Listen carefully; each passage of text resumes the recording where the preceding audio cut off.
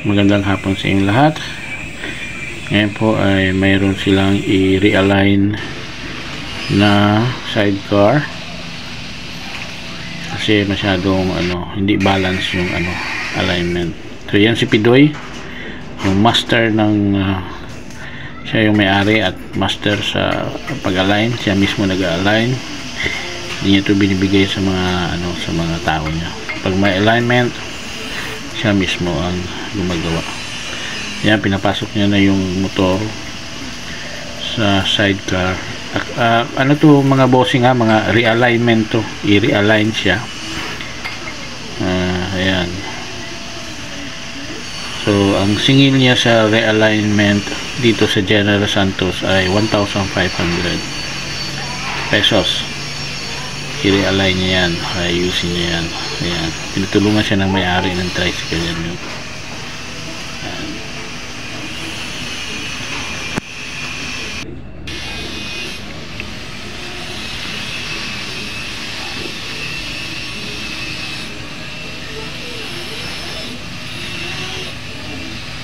Yan, sinusukat niya pa. Yan, sa gilid ay may ilalagay siyang yung bakal. Yan yung guide niya, parang maging ma-align niya ng maayos yung motor tsaka yung sidecar. Yan, ilagay niya yung bakal. Sa kabila din, guide niya yan, sinusukat niya, dapat pareho sukat niyan sa side wheel tsaka sa motor. Yun, sa side wheel yan yung niya, yan yung basihan niya, dapat pantay yan, nakasukat kasi yan yan. At titignan niya kung okay ba. May nakalagay na dyan ng mga bakal. Pag final na,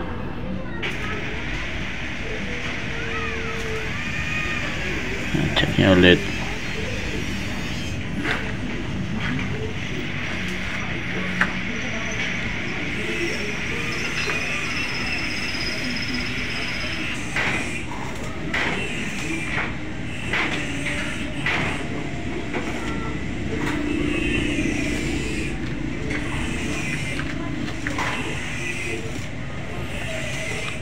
Yan, may ginagawa siya sa likod at tinatanggal siya. Yan, pupunta na dyan mamaya yung yung may-ari kasi sasakay siya dyan sa tricycle kung magkasya ba siya. Ayan, pumasok na siya. Ayan yung may-ari ng tricycle, kung hindi ba babangga yung ulo niya sa bubong ng tricycle. Yan, okay na siya. So yan, okay na sa kanya. So fixed na. So maya maya welding na nila yan.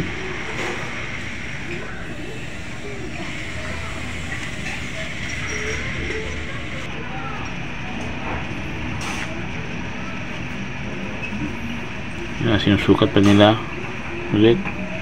Titignan ayos ng maayos ni Pidoy kung straight ba talaga yung motorsiklo. Ayan, sa malayo titignan niya.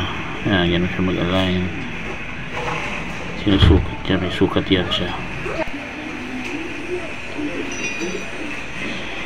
Ayan, punta din siya sa likod yung tricycle, dapat pantay, naka square talaga siya, naka box. Ayan.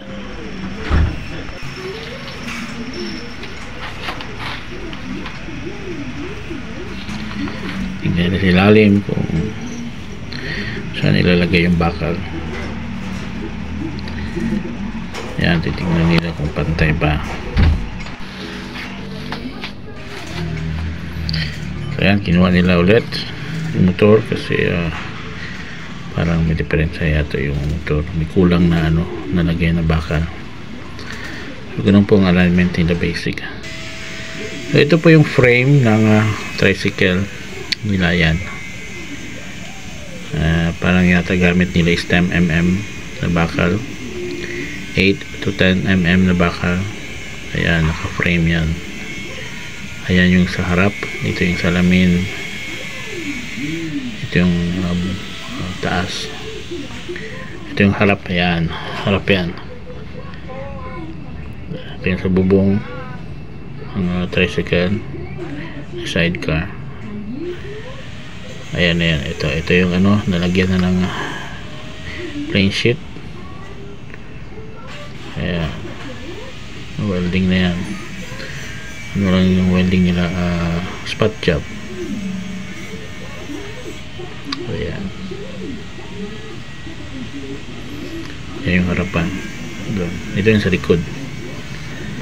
Ito tayo sa harap. Ayan yung side nya na window. Ayan, side window. Dito yung, ayan yung nalagyan ng salamin, windshield. Ayan.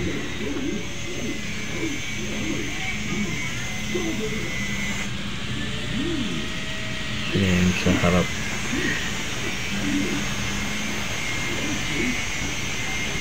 Ayan yung sidecar na tricycle na pinapagawa nila. Ito yung sa teacher na sidecar. Ayan yung mga pedicab, tawag nila ng pedicab. Ito yung pinapagawa ng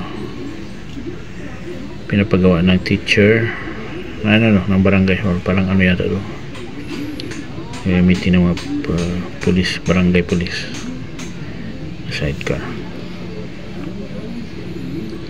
So unique siya, So, ito naman yung isa sa mga hindi pa natapos na sidecar. Ayan.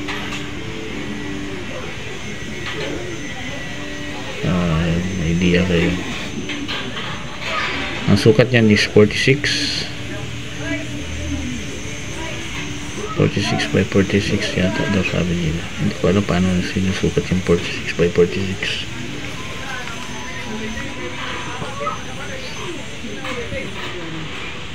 Yung kasi yung standard dito sa General Santos City is 45. So ayan yung mga tricycle, pedicab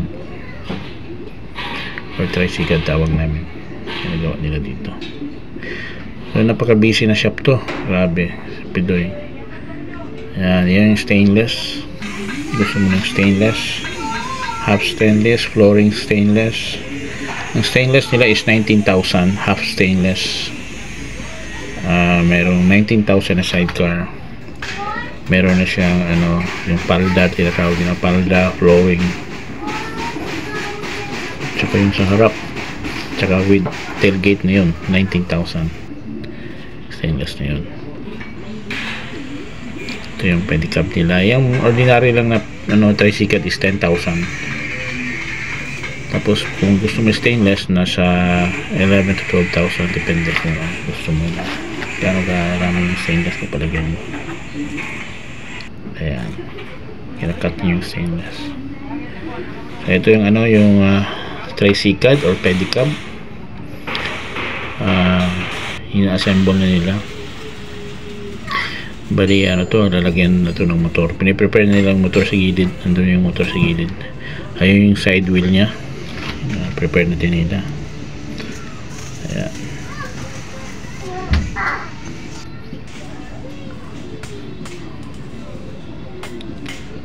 Ayan, piniprepare niya na yung mga bakal na nilalagay niya para sa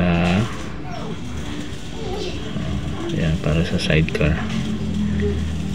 For releasing na yan abutin pa yung mga 3 oras bago yung ma-release. Ayan, maayos na nila.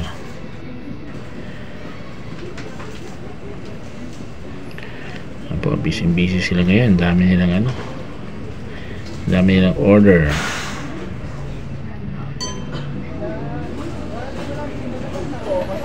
Yung side wheel prepare ng yung isang kasama niya.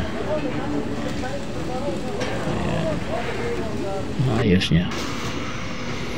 So So, sa kabila may ginagawa din doon.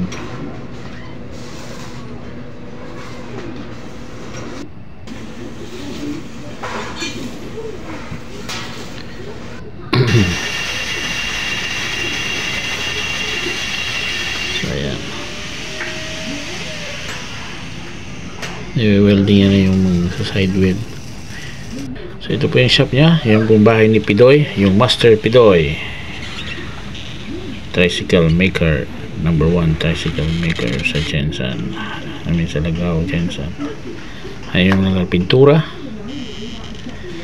So ito po yung papunta sa kanila Pidoy. So thank you. Please don't forget to subscribe and like my channel for more videos. Ingat!